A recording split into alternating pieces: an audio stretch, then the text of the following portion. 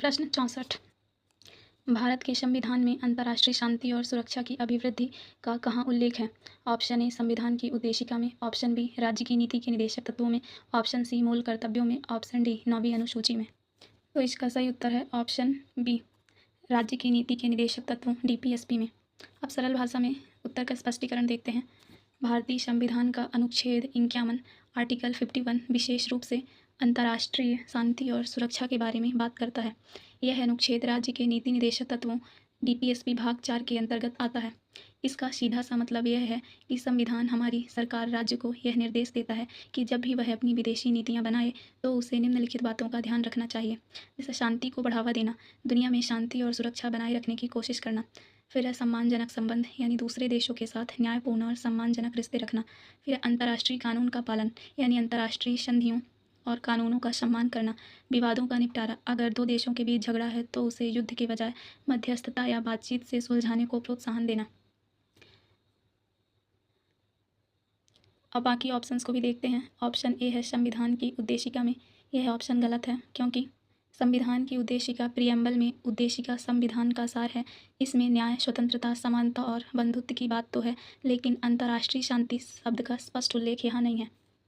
फिर है option C मूल कर्तव्यों फंडामेंटल ड्यूटीज़ में। ये नागरिकों के कर्तव्य हैं, जैसे तिरंगे का सम्मान करना। अनुच्छेद 51 में नागरिकों के लिए देश की रक्षा का जिक्र है, लेकिन अंतर्राष्ट्रीय शांति को बढ़ावा देना मुख्य रूप से सरकार राज्य की जिम्मेदारी मानी गई है। अतः यह ऑप्शन सी भी गलत है। फिर है ऑप्शन डी 9वीं अनुसूची 9th शेड्यूल में।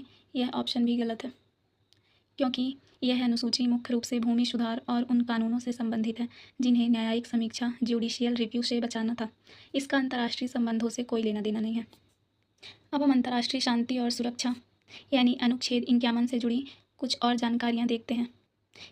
संविधान का भाग और अनुच्छेद, यह प्रावधान भारतीय संविधान के भाग 4 में आता है और इसका विशिष्ट अनुच्छेद 51 है। राज्य की जिम्मेदारी, चूंकि यह नीति निदेशक तत्व DPSP का हिस्सा है, इसीलिए यह भारत सरकार को निर्देश देता है कि वह अपनी विदेश नीति बनाते समय विश्व शांति को प्राथमिकता दे।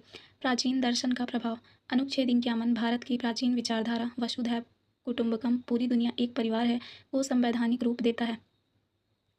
फिर पंचशील सिद्धांत, भारत की विदेश नीति के प्रसिद्ध पंचशील सिद्धांत जैसे एक दूसरे की क्षेत्रीय अखंडता का सम्मान करना और आंतरिक मामलों में हस्तक्षेप न करना, इसी अनुच्छेद की भावना पर आधारित है।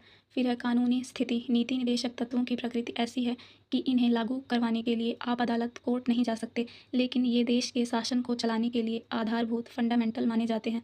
फिर है विवादों का समाधान, यह अनुच्छेद विशेष रूप से इस बात पर जोर देता है कि अगर दो देशों के बीच कोई